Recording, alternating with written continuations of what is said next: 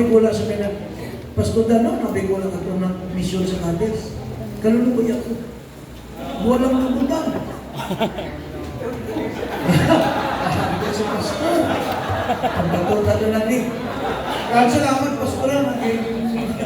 Duga-duwa, kapro dito lang. Salamat, agrasya sa Diyos. Nag-agad pa po sa Ginoo. Salamat, pastor. Kung wala ang Cadiz, ikaw ka, pastor, wala ang mga extension. Amen? Pag wala ka mo, subong ang amigo ko. Pastor? Amen?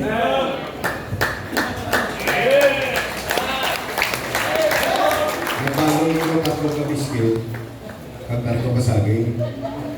Kaya hindi siya karoon ng isa ka biskit, isa ka saging ni alauna ni. Auna binigay. Kasi Pastor Gambito, alas 3 ni Palyaga mo, tinigin-kinanglan kay siyang Pastor Gambito, usap na sa pilit sa iya. Sa alas 3 na tamanyaga siya. So yun yung isa pagkita alas 2, so tsakto gilin, tatlo na biskit. Okay, isa nagsimba ni si Pastor Ray sa simbahan. Ako ni Atole ang nagsumbiling siya mo. Doon din pagsumbiling mo, isiling ko, maluwas ayan siya.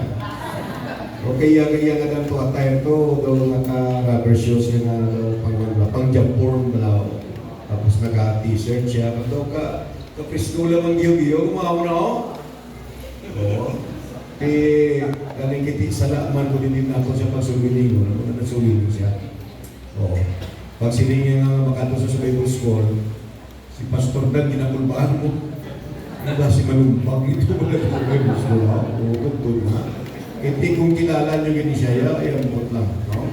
Pero pasalamat kita, kung gigamit si Apostol Pablo, kung naluwas si Apostol Pablo, nga panawag niya sa Pablo, chief of all sinners, ang chief sa makasasala na luwas, inipayhan ang OIC na. Ang sila sa mga makasasala. Oh? So nothing is possible with God. So salamat kita, Pastor Ray. Salamat sa inyong invitation. Nagambal lagi ko tani, hindi kami pagdungano ni Pastor Ruiz mo. Hindi wala tumino kay may pastor di masubmit kita, no? Sa sunod, Pastor Ruiz, kung makabalik na diluwat la, kung yung paitong na diluwat, ako naman una, eh.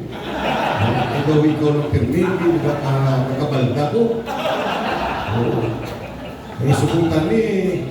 Inukao naman ni nato mo. Kaya alas gusto mo, alas 12 na mo. Pero submit kita sa otoridad sa Pastor. We came in full, we come out empty. So we kawan ayos the children of Israel committed a trespass in their first day. For Achan the son of Carmi, the son of Zabdi, the son of Serah of the tribe of Judah, took of the accursed thing, and the angel of the Lord was kindled against the children of Israel.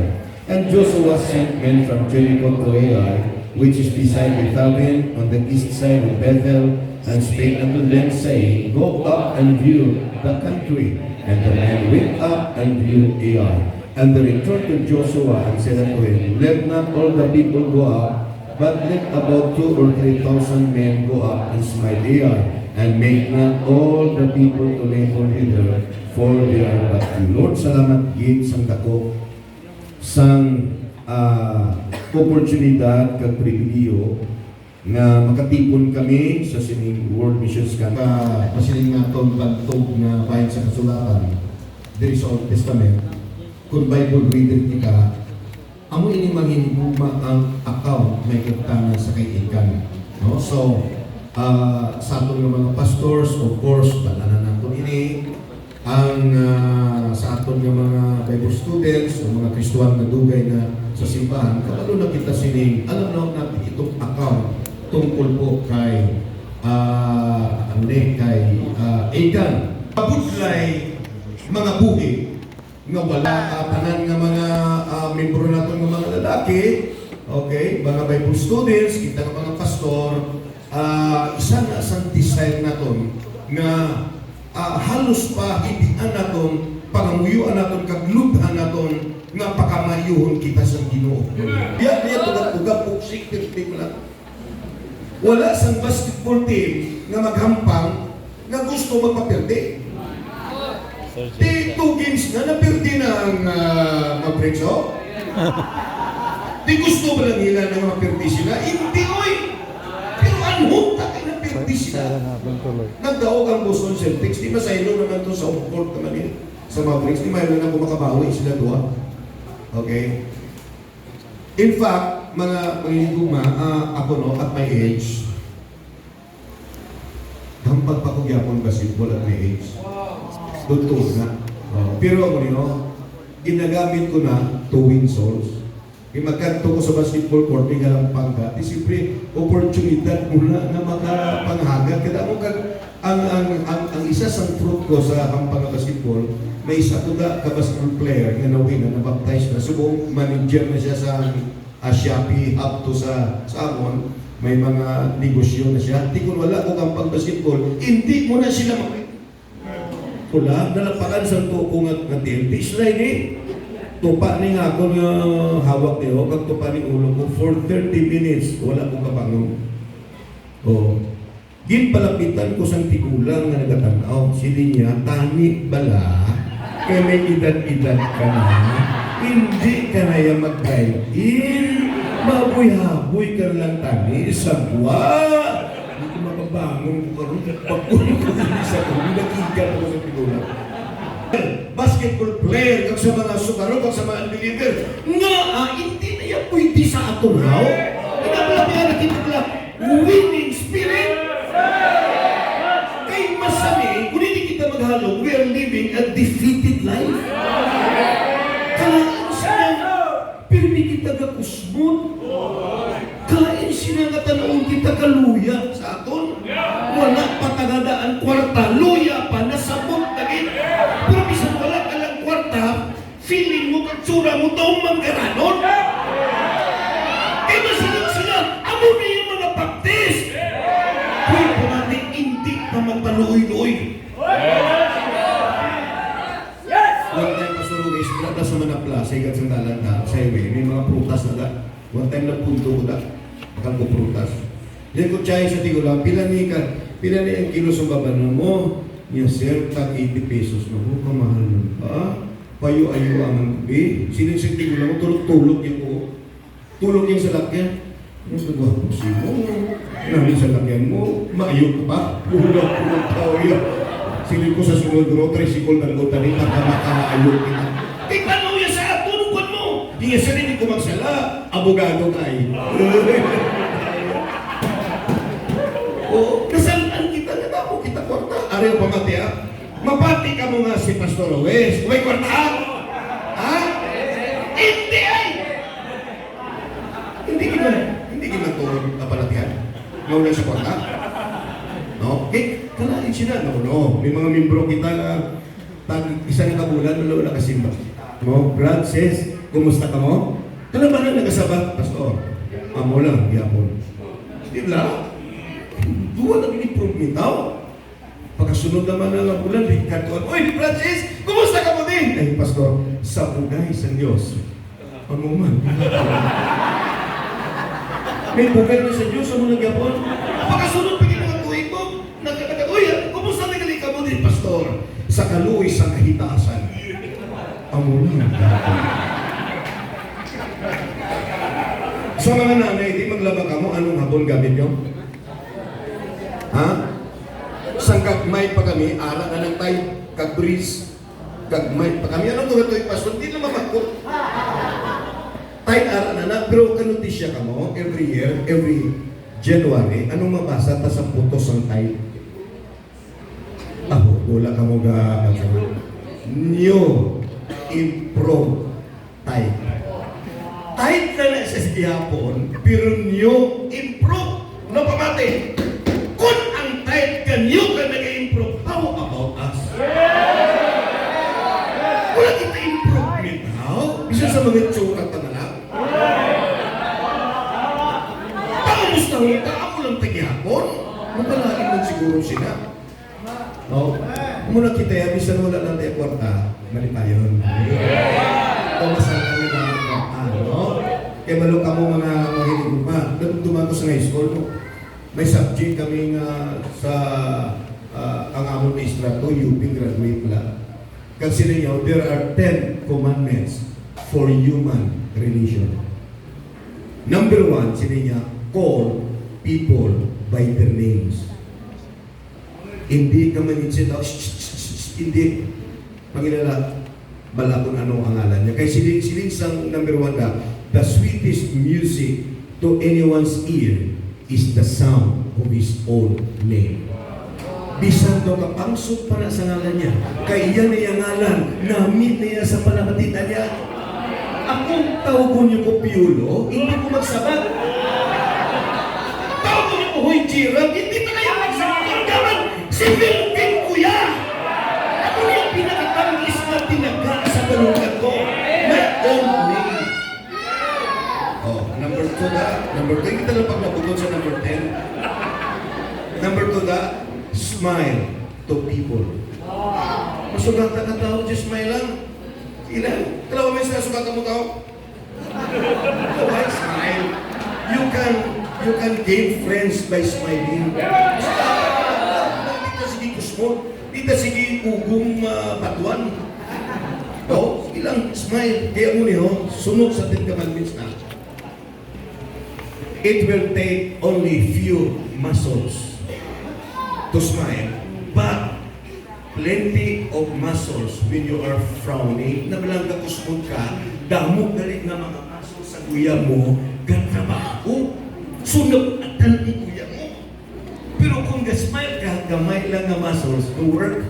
So, hindi mo niyo. Ha? Bisan si sinta ng edad mo, kung pala smile ka, labo tao yan, lobay titos ka lang. Pero bisan 30 ka pala, kung sige ka kuspo, 2 ka na. Imagine kung sa pilot kasi man, nagkakuspo ka, bupat ang kuya mo! Nag-work sila! Okay? A winning spirit. Ha? Gamay-gamay nga problema, bakit sila ngayon? Wala sa winning spirit na. Pag may tentasyon, madaog ko sila. Winning spirit. Kahit kung nagsili ka gani, ako niyo, you are what you think. Kung una-una ka law ay kanidya. Pero bisan law ay kahuna-una, malagagwapo ka. Law ay magagyapo. 3 times a week mo lang na.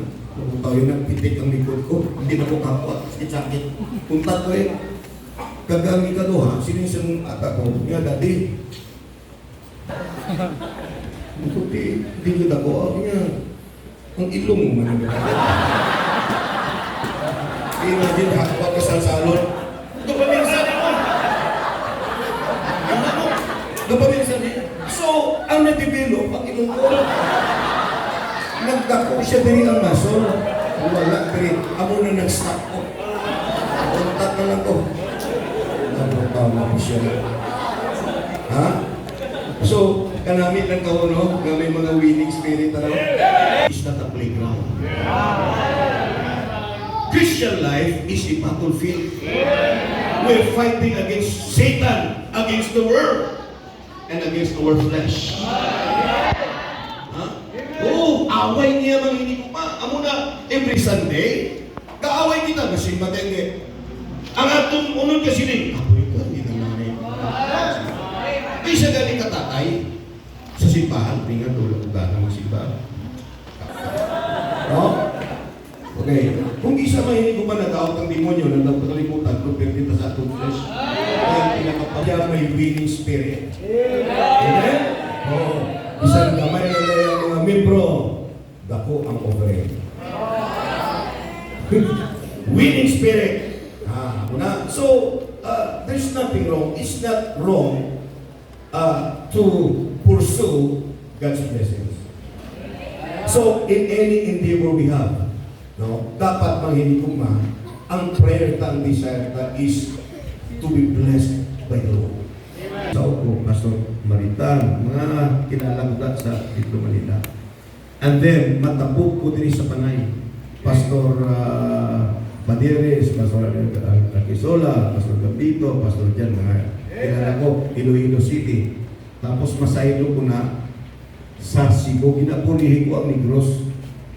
Lapos na kung kami Salva, maglapas ko Chia, kanto ko sila sa Mindanao, ako na sa Davao, Davao de Oro, Jinsan.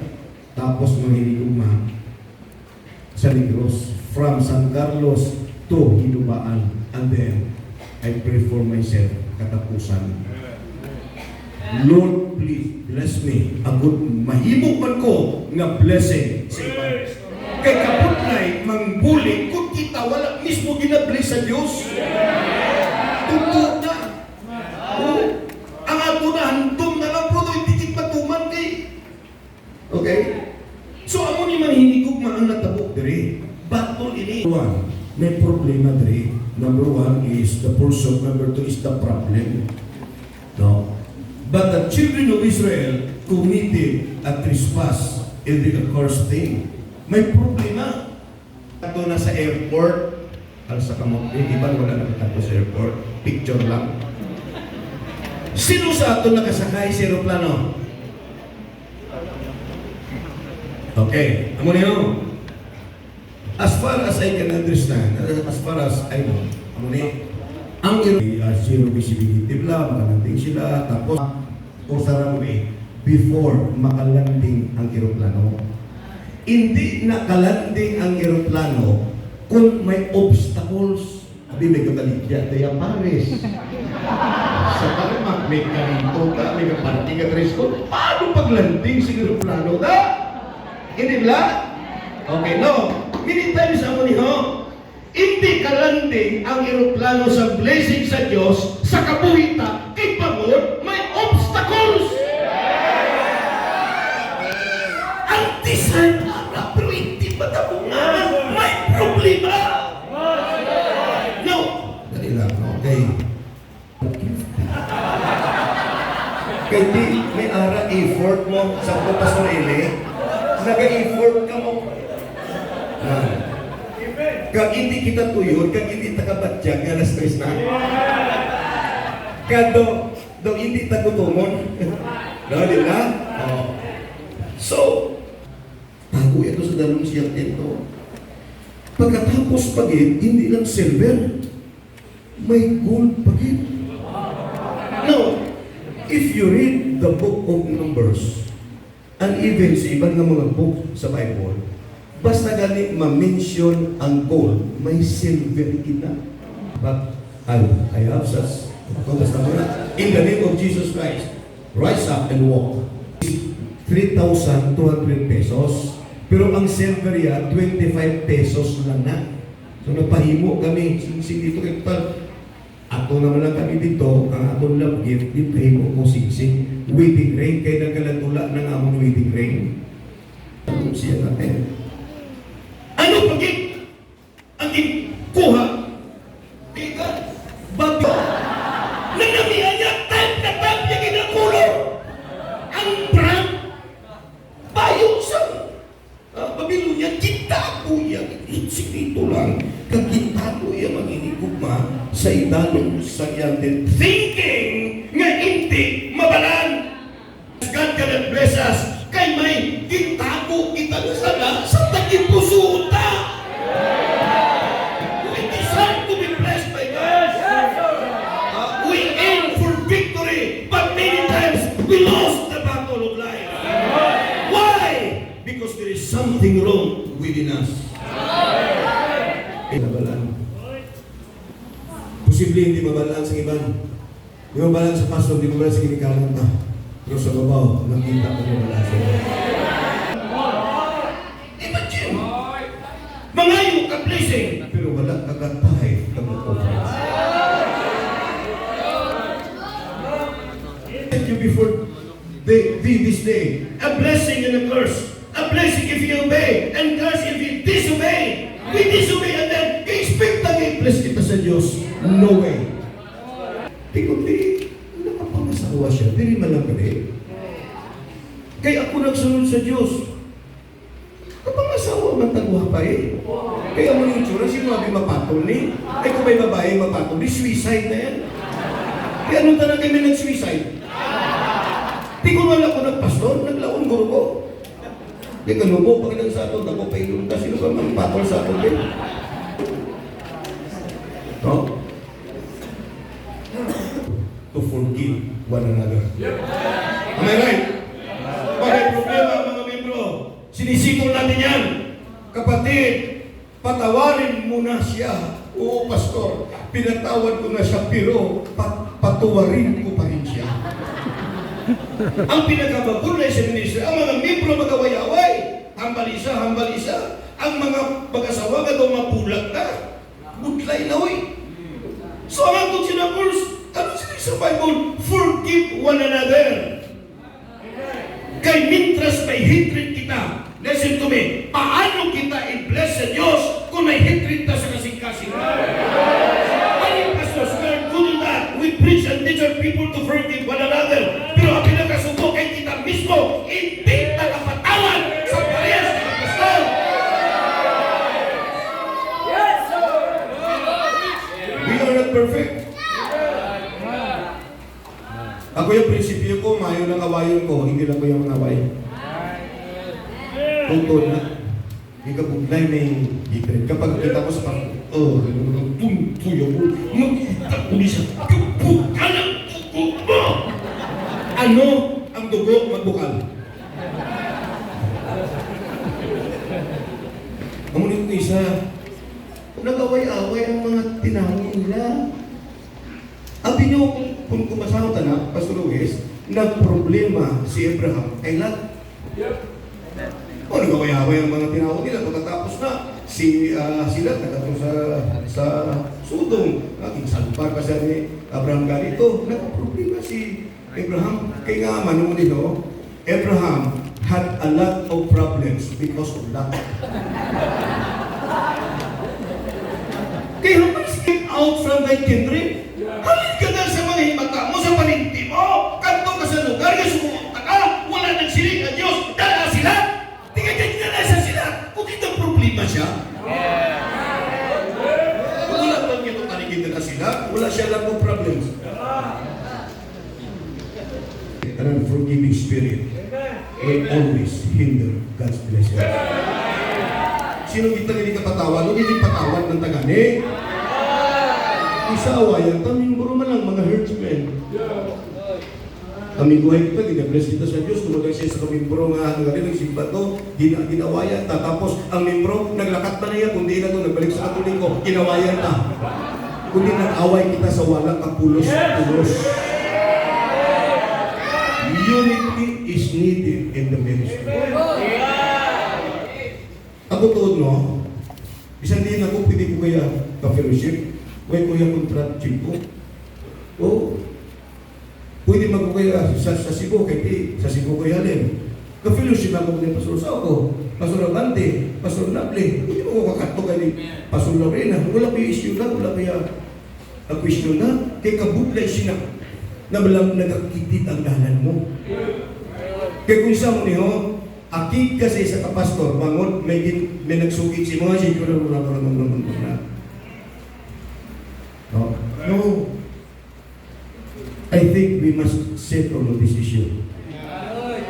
We ask God's blessings for my unforgiving spirit. Anong sinabi sa Bible? Forgive one another. As God has forgiven you. Kung di patawad kita, kapag naman ito mapatawad, sino ba na manginigog maaminti? Ma-failure? Makasalaman ta. Pero kanami, kung ang tanong nga pastor, amiguhay. Nga ang iglesia no Kristo, hindi man na sila divided. Ang Katoliko, hindi man na sila divided. Yan ang lain na ganitong doktrina nila. No? Muna sila nila kung kaputla i-unite sa Baptist, doon man na. Pero sa ato niya sininga hapon, huwag mong tanahan ba mga hito. Amen, amen? Kapanayon ta blessing mo, kita mo? Kapanayon ta blessing, pero may hatred kita, may freaking spirit, paano ka i-bless sa Diyos sila? Kaya alam mo na sa Bible, na before gani kita mag-offer sa offering ta, kanto tayo ka, magpagayo pa sa inyo kung hindi na nakasala kita. Kapatawaron ta, alam mo na sa Bible, amen?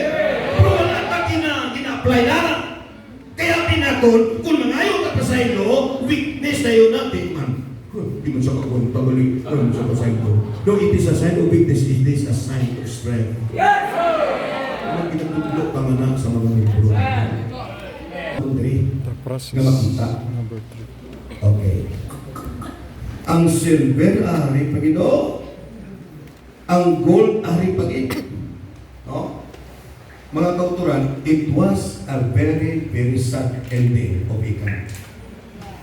Kaya kabataan niya, pamilya niya, kasapatan niya, impang bato sila tutok mapatay. Nga aman, akit ang Diyos sa disobedience. Akit ang Diyos sa kawatan. Akit ang Diyos na. Ha? So sa pagka-luoy si Achan. Pero kung nakatuki siya kamo, pagkatapos sini, nasito na, nasintit siya na si Achan, nabala na, nag-threat si Achan diri. Okay? Nag-threat siya. Naginursun siya, nag-ako siya, nga siya nakasala, kag mga hinigugma, okay, gintuad niya kay Joshua, gintuad niya sa Diyos nga siya ang nakasala. Siyempre, ginpatawad na siya, pero ang consequences, hindi niya matula. Aral na yan. No. Sila. Nga aman wala ng problema, wala ng curse. So listen to me, the only thing for God to bless us is to clear our hearts. Hindi ta ang kasing-kasita sa hatred, disobedience, unforgiving spirit, carnality, worldliness. I-clear ta na. Kaya kung kapatid, if you will take care of your heart, God will take care of your obstacles. Palihog, di ba? Do you want God to bless you? Amen? So, the principle is this. If you will take care of your heart, this is the obstacle. If you will take care of your heart, God will take care of your obstacle. If you will take care of your heart, God will take care of your obstacle, and then God will bless you. Amen? Sige, isa pa din. God will take care of your obstacle, and then God will bless you. Siya hindi na lang kamanyaga. God will bless you. Amen? Last part of life. If you will take care of your heart before God, God will take care of your obstacle, and then God will bless you. But many times, hindi kalanting ang iyong plano sa blessing sa Diyos naman. Sa tarba, sa tingin pusunta, may baba, may obstacles. But listen to me, if you will heart, God will take care of your obstacles. And then God will answer our prayers. God will take care of our blessings. May dahilan ba ang Panginoon upang pagpalain ka? Listen to me. The problem is not in God. Ang problema many times ay sa aton. Every head